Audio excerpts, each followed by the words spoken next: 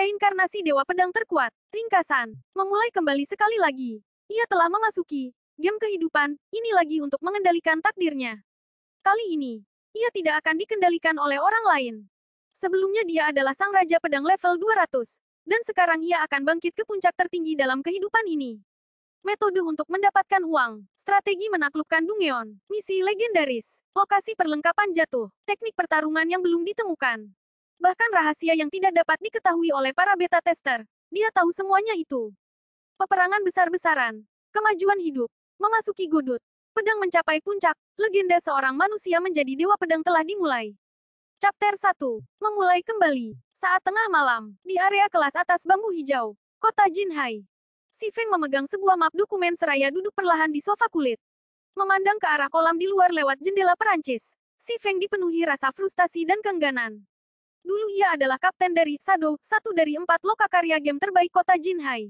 Dia memimpin sebuah kelompok yang terdiri dari puluhan ribu orang. Bahkan lebih. Dulu ia adalah ahli terkenal kota Jinhai. Dia adalah sang ahli pedang. Tetapi, sekarang satu-satunya yang bisa ia lakukan hanya menyembunyikan kesengsaraannya dalam rumahnya. 10 tahun ia habiskan dalam permainan. 10 tahun. Ia telah bertarung dalam pertarungan berdarah. Dia mengalami percobaan dan penderitaan yang tak terhitung. Di bawah kepemimpinannya, Shadow berhasil mendirikan 10 negara kota di Guts Domain. Mereka akhirnya mampu untuk menandingi kelompok-kelompok tingkat pertama. Tetapi, sebelum ia dapat menikmati kemuliaan yang tiada akhir tersebut, sebuah dokumen mengubah segalanya menjadi seperti asap yang lewat. Sekali pergi, ia tak akan kembali. Si Feng tidak pernah berpikir usahanya selama 10 tahun terbuang sia-sia. Dia mengorbankan banyak hal untuk permainan tersebut.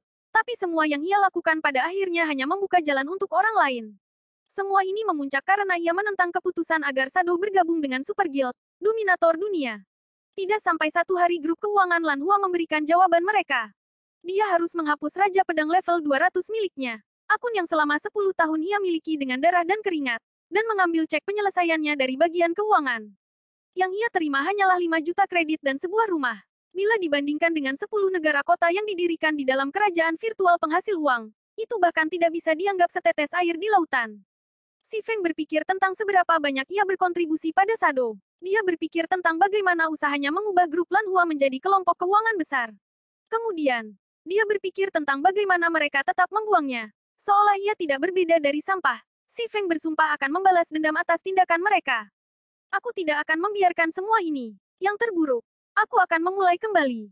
Mata si Feng menyorotkan keyakinan dan resolusi. Tangannya merobek kontrak pengutusan menjadi potongan-potongan kecil. Meraih sebotol anggur dari atas meja, dia meminum beberapa tegukan.